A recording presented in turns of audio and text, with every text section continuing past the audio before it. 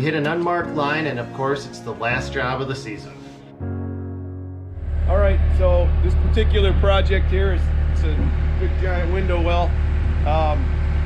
The old one that was in, we took it out, and the base was not buried with dirt around it. It just had this landscape rock down here that was towing it in, so that you could see that the base bowed in, everything bowed in, and then upon excavating deeper, I put a spike in the ground and that thing just sunk. So it's got riprap in the soils. This is just typical like city backfill in St. Paul, where you get the limestone that's backfilled with garbage. But we're going to do a thickened base. I talked to the engineer about it, and he felt like a foot of rock should bridge this up just fine in here.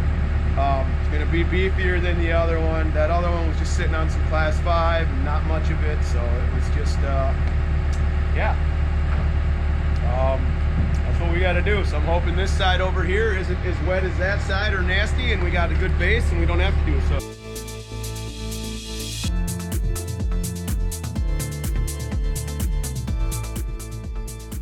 We did hit an unmarked line today, and what I'm going to do is walk through how we handle it inside of our company. We have to do what's called a utility locate and call in. Public utilities know where we're going to be digging. They come out and they mark all public utilities. This is the way I understand it. And they'll paint the lines and put flags in, and that lets us know exactly where we can dig or can't dig. So if something happens and we hit a line and it's been clearly marked, it's our fault. It's our responsibility. We pay the bill, basically. We hooked a random chunk to this PVC with the corner of the clam there and busted it. There's some random unmarked wire running through here that we did not hit. Luckily it was just the PVC. We need to clean it up a little bit, so I'm going to cut it back here, and then I'm going to cut it back here on the other side of the crease, kind of dig out around it a little bit, and so we can get the sleeve on it.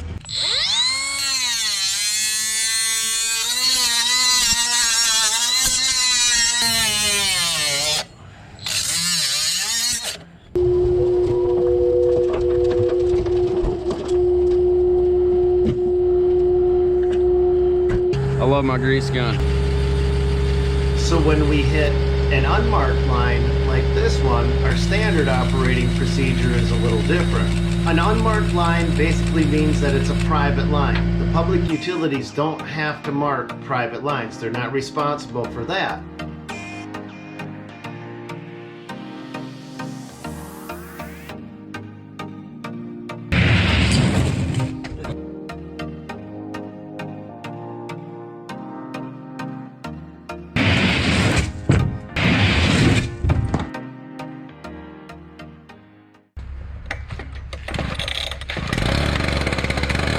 This was a private unmarked line, and so then we have to start to play Sherlock Holmes and figure out whose line it is.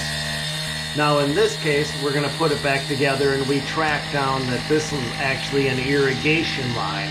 So then we called out the irrigation contractor responsible on the site to make sure that he was good with the way we repaired this. Now if this was a cable line or a private electrical line, something that we're really not comfortable doing, that's when we would call out a contractor to fix it. So here's how I look at it. If I've called in all my utility locates and they've clearly marked where all the lines are, and I snagged that bugger, that's on me to pay that bill. But if a line is not marked and I hit that line, then I've got some arguing rights. And sometimes that happens where a line gets mismarked. They've got to be within about 3 feet is the general rule that I've heard. If they're more than 3 feet off from a line, then the contractor may not be responsible for the repair of that line. But if they've marked that line and they're within 3 feet of that line on either side of it, and you hit that line, that's on you. You've got to be careful. That's at least the way I understand it, and these rules change to be different in different parts of the country. Today we got our dump truck driver on his way out. He's gonna haul some junk on out of here for us, make some more room, and yeah, 'cause we're gonna need a lot of fill.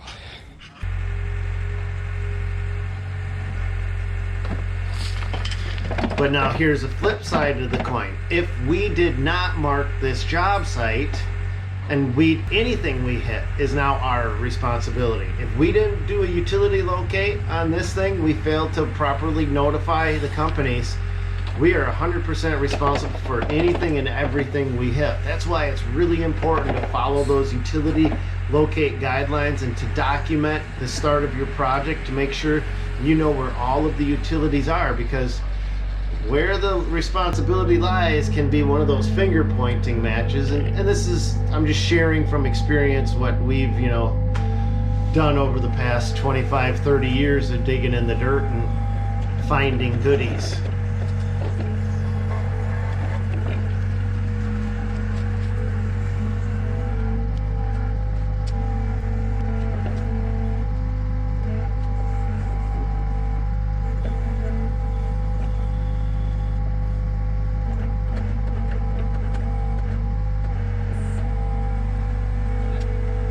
Some people have said, well, why do you use this grapple for digging? Why do you use it for this?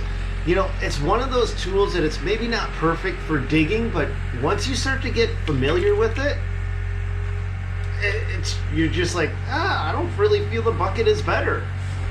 I know it's weird, but it's like, you just get so used to the grapple and how to use it and how to dig this way and how to dig that way and how to do this and how to, sprinkle and break clumps up and feather rock in with it, where you're just like, I kind of don't want to take it off even when maybe it's not the best tool for it. That's why it pretty much went on, and it's just stayed on, even on dirt jobs.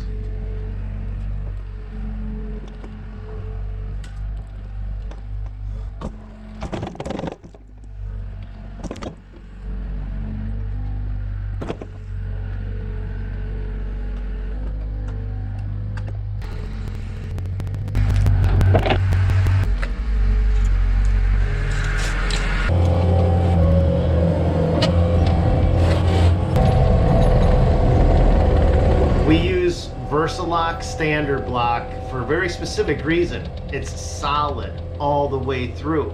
And what we've got to do is we've got to actually pin it, and we've got to line those 4 dots on the top to the slots in the block below it.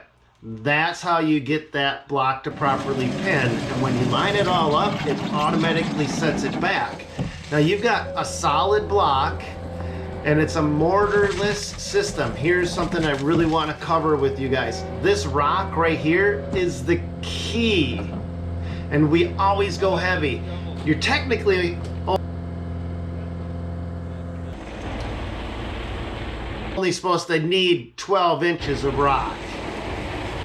We like to put in a lot more rock. It's cheap insurance. And this is what keeps these walls from experiencing hydrostatic blowout, where the wall has too much water pressure and can't go through.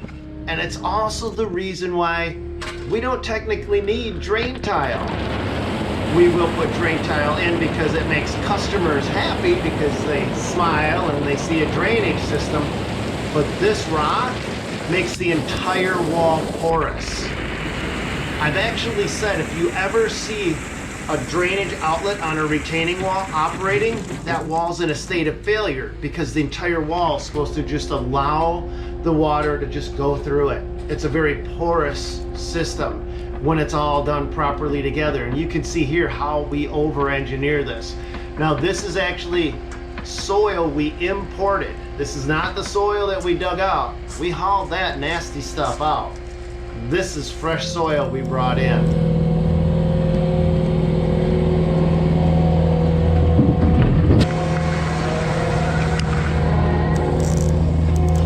So the kitty cat right there, she's wearing a winter, I call them winter tracks. It's an all-season track, but I call them winter tracks because it just dominates in wintertime. And you guys, we've got 4 epic snow plowing videos coming out. I'm serious. So excited. So excited.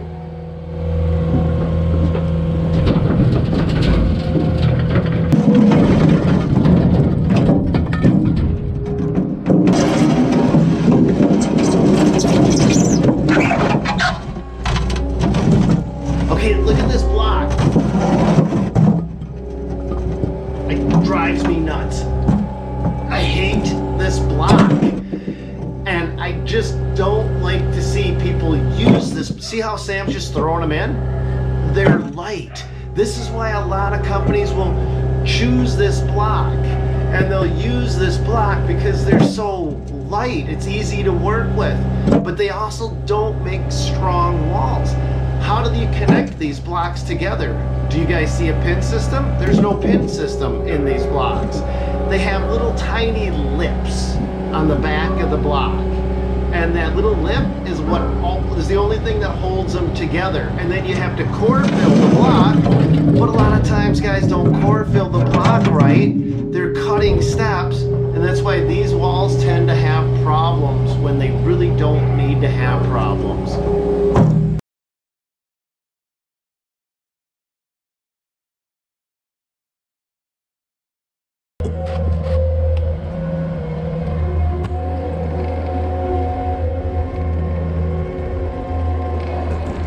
Hey, real quick, you guys, not real quick, I want to talk about I still haven't got my LMN banner. I don't know how long it's been, but I still love the company. I don't know if they want to be like a silent sponsor of the channel, but they do sponsor and help me make videos like this so I can talk about, you know, what's happening on our job sites and how we build projects and some of the techniques we use, and hopefully it helps you guys out. Power behind the LMN software to help a guy understand his business is why I'm proud to partner with them. Wholeheartedly proud to partner with them. And I have a podcast with them too, Landscape Disruptors.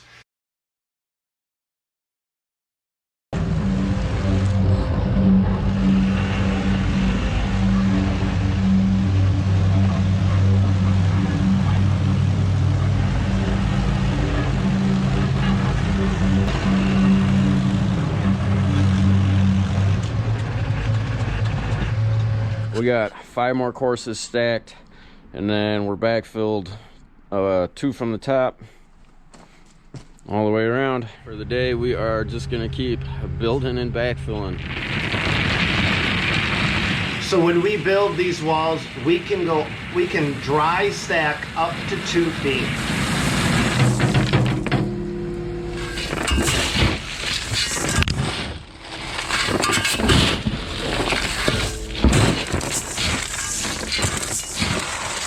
We can put 4 blocks up and then flip the grid over and then place our rock in place and then backfill, compact, you know, all the way up, and then just dry stack. And that way we can get a tighter sequencing on our jobs.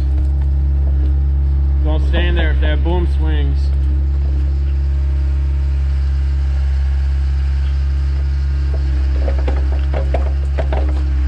See, once you start using the CMP Grapple, you just, I don't even know how. I mean, yes, guys be like, a tilt rotator can do this, that, and the other thing, and yeah, they can.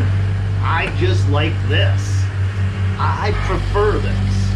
I don't think this Daewoo's gonna have this ever off from it. I mean, we'd have to be doing just a stupidly big excavating job, and then we just get a bigger excavator to do that. Yeah, I don't think that's ever going to come off now that I think about it. Unless we sell the machine.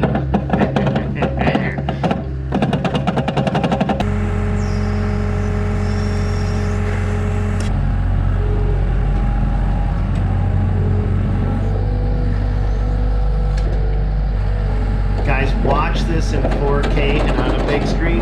And hey, if you like videos like this, could you hit that thumbs up button? That goes a long, long way, and it's super appreciated. And maybe leave a comment down below.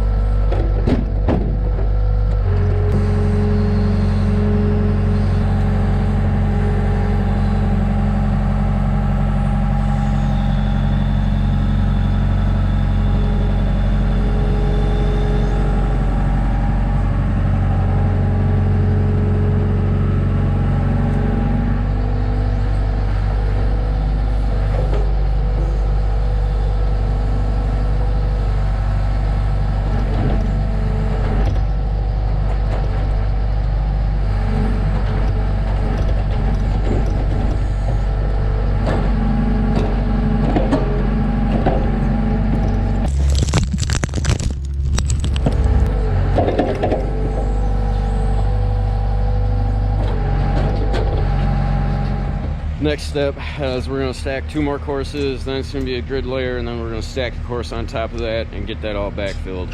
That chunk of PVC that we hit last week, we got patched up. It ended up, it was a sprinkler main for the sprinkler system. So we patched it. The sprinkler guy came out just to make sure everything was all good. So that's all good to go. We're gonna get tacked up underneath it and then fill up over the top.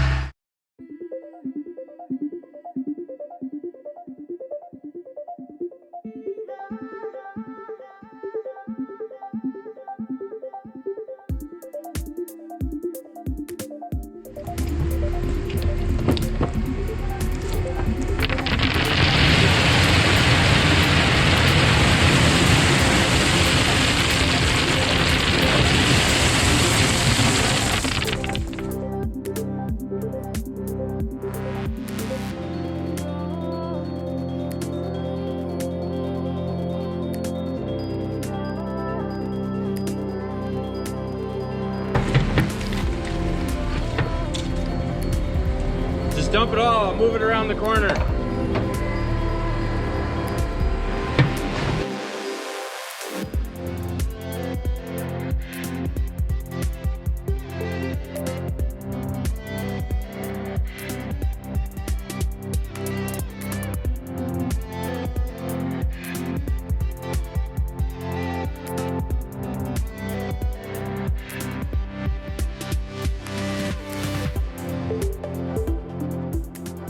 But we're done with the build.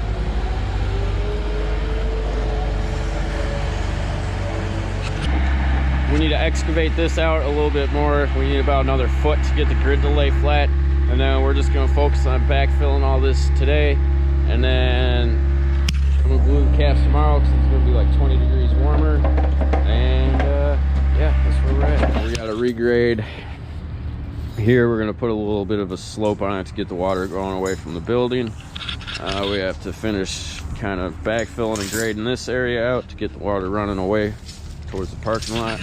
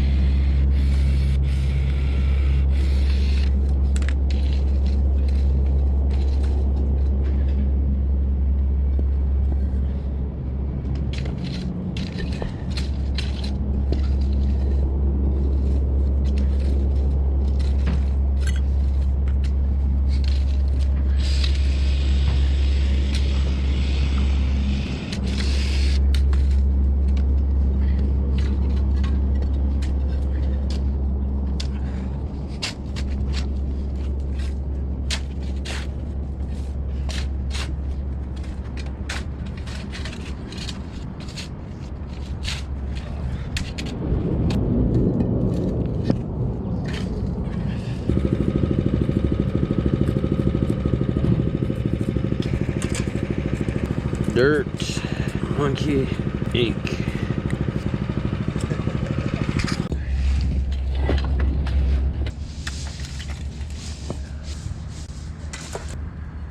See no gaps on that top cap. So here's what we got. If you guys will remember, this window well was absolutely failing. The sides were all tipping in, and we dug down deeper than we would normally excavate for the base. We went extra on the rock, and we did a Geogrid bridge. Everything graded away from the building. Management company is still kind of trying to figure out what they want to do with this. It sounds like we will be back doing putting in some edging and some more rock, and we'll take a look at how this turned out. Yeah, last one of the season. It went real well. Then I'm gonna clean the dust off the sides there. I just haven't gotten a chance to.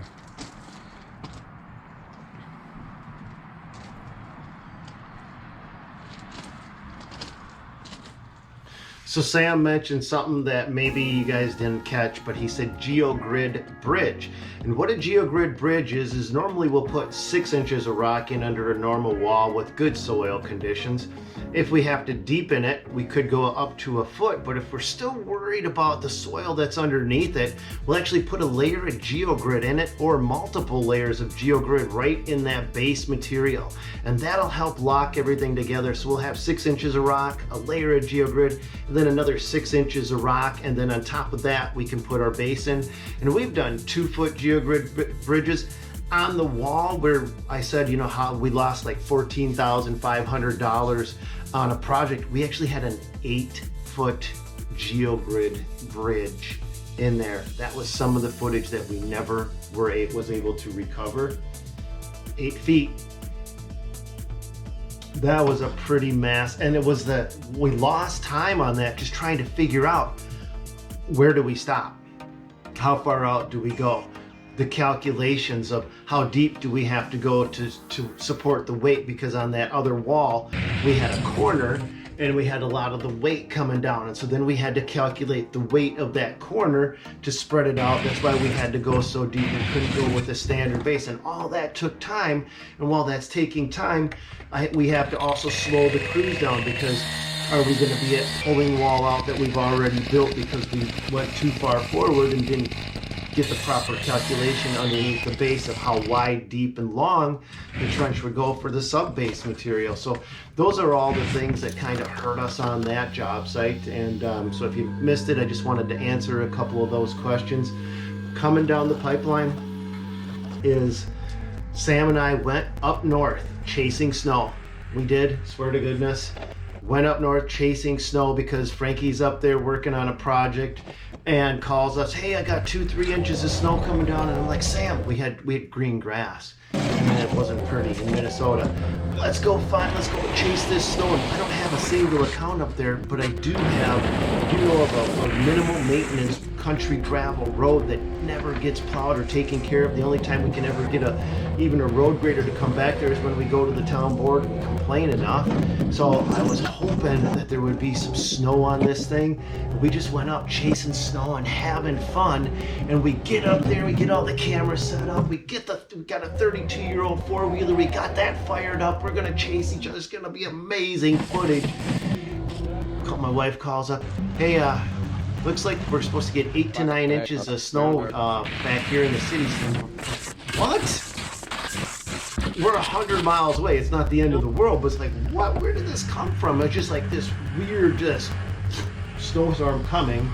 So, of course, then the old typical scenario, you take the plow off your truck, it snows the next day. You take that weird weekend getaway with your significant other, and the snows that night. It's the life of a snow. Makes it fun. And that's all we got for you today. I hope you enjoyed this video and my ramblings after this video. God bless you guys, and go get them. Make it an awesome one.